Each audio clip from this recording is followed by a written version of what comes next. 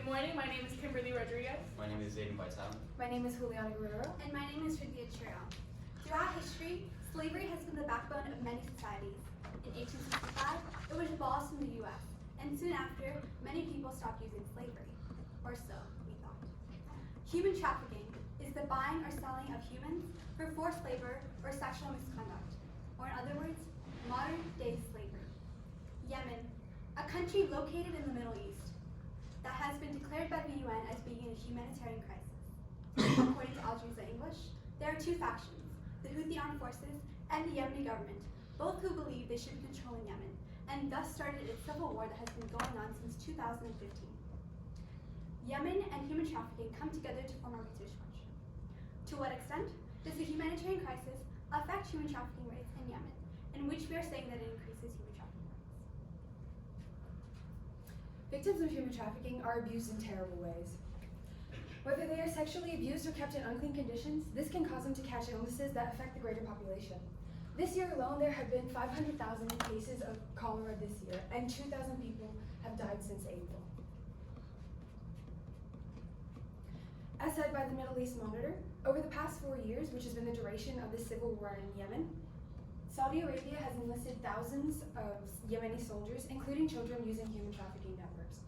These young children are usually poor and thus are convinced by the $800 paycheck promised by these human traffickers and a non-combative role in the army. For example, Ahmed al-Nakib, a 16-year-old young boy from a small village in southern Yemen, was promised a $800 paycheck and a non-combative role in the kitchen of Saudi Arabia's army. However, on his way to the camp to which he was going to be sold off at, he discovered that not only are soldiers being paid half as much as they were promised, but they are also being sent to the front lines to fight with guns. Child marriage is a form of human trafficking that is used for the purpose of sexual exploitation. The U.S. Department of State's 2019 Human Trafficking Report on Yemen states that girls as young as 10 years old are trafficked into temporary marriages where they are sexually abused by men much older than them. Unfortunately, the rate of human trafficking has only increased since the start of the Civil War, as now more than 2/3 of girls under the age of 18 are married off before they turn, married off, and compared to 50% before the crisis began.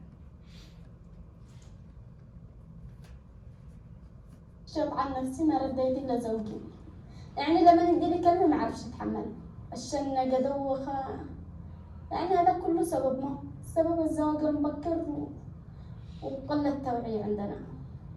أن أكثر البنات هذه الأيام يقولوا زوج بنت الثمن وأنا علي الضمن لأنهم ظلموا الفتاة من صغر. لكن أتمنى أنني أدرس وأكمل دراستي، بس أتحطم بهذه الحاجة. This young 13-year-old girl only reached a 6th grade education, and she's clearly her early marriage has clearly had a negative effect on her mental health and happiness.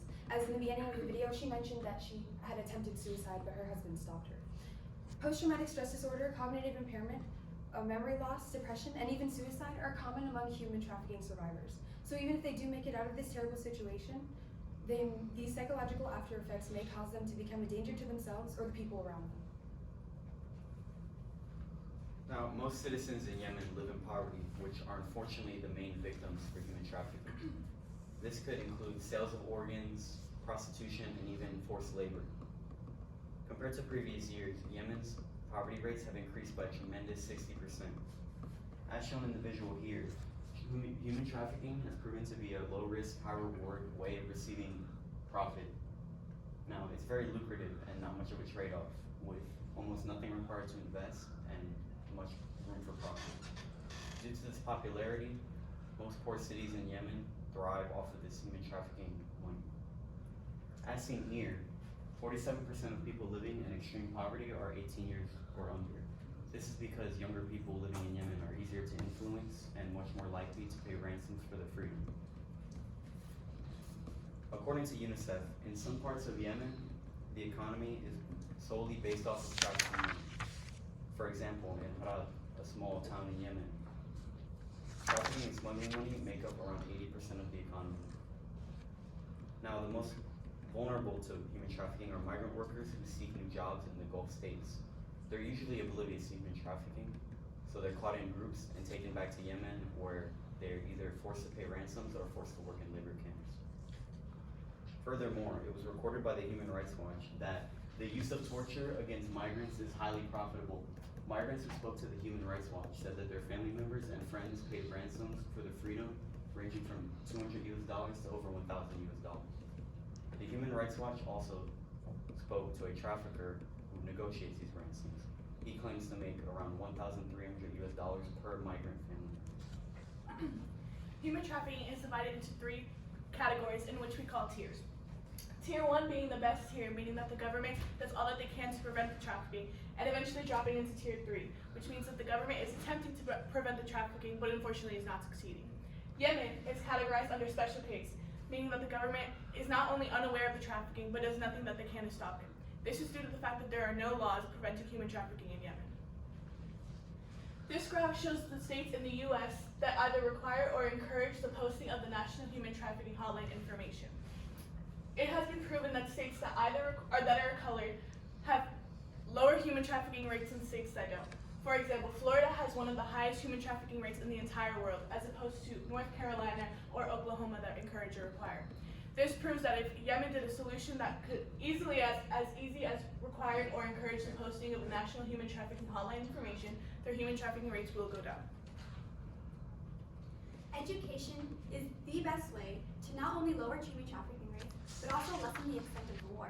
As seen by this graphic, education reduces poverty and increases income, with a 12% drop in poverty when children are able to have basic reading skills. It also leads to better health, with 4 million child deaths being prevented with improved nutrition.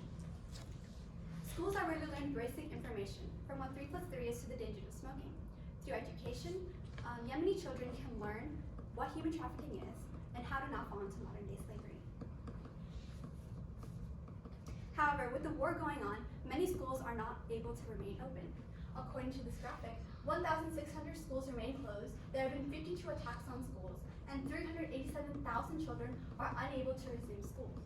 According to the U.S. Agency for International Development, teachers have not received a regular salary for over the past 2 years. This forces teachers to leave their jobs to find other ways of income, and when schools do not have teachers, they are not able to provide an education. The only real way to lessen the extent of human trafficking is to end the war in Yemen. As seen by this graphic, these are the many effects of war. And as stated by Juliana, there are outbreaks of cholera, child soldiers, and increase in child marriage. According to the periodic review or journal by the state's news service, Yemen has left social issues at the bottom of its political priority list. There are too many things going on in the country for Yemen to be able to deal with these social issues. As shown by this graph, before the war started in 2015, the rates of reported civilian fatalities and internationally displaced people were extremely low compared to the rates after the war. And after it started in 2015, these numbers have spiked dramatically. However, to solve this problem, according to the Washington Institute, much needed for time, resources, peace and cooperation among political leaders is needed for the war to end. The only way that Yemen can achieve and ultimately end the war is for Yemen to achieve peace. And the only way that Yemen can end human trafficking rates is for it to achieve peace. What questions do you have?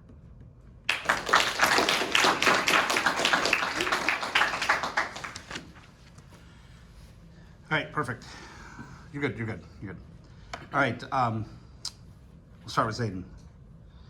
In the future, what change would you make to your group norms, and how would you expect that to improve the team presentation? So, initially at the start of the presentation, we were doing well, but I feel that we didn't practice enough and meet up enough. And we should have discussed our questions more and maybe looked at each other's essays more, because that could impact what actually goes on the slides, and you want to present the right information. All right, thank you. Reflecting on your colleagues' work, which one had the greatest impact on your overall understanding of the problem? Kim's had the most impact on mine because she talks about the laws that was going on, and my perspective was more the social perspective. So Kim there were absolutely no laws going on that were preventing the war, so preventing human trafficking rates. So hers influenced mine because it kind of showed why they were so high. All right. KIM. What is a way in which your team's resolution makes you think differently about your own individual research? I personally don't feel as though our team's resolution made me think differently. I do believe that my resolution is more of a solution to the problem. So I know that there are certain lenses that made me think a little differently. For example, Juliana's cultural lens made me think not too much differently, but made me really realize the problem that's happening in Yemen. But I do believe that we all worked, our team's entire lenses and solutions all worked perfectly together and they didn't change much. All right, thank you. Juliana? Describe an argument from one of your peers' reports that makes you think differently about your team's solution.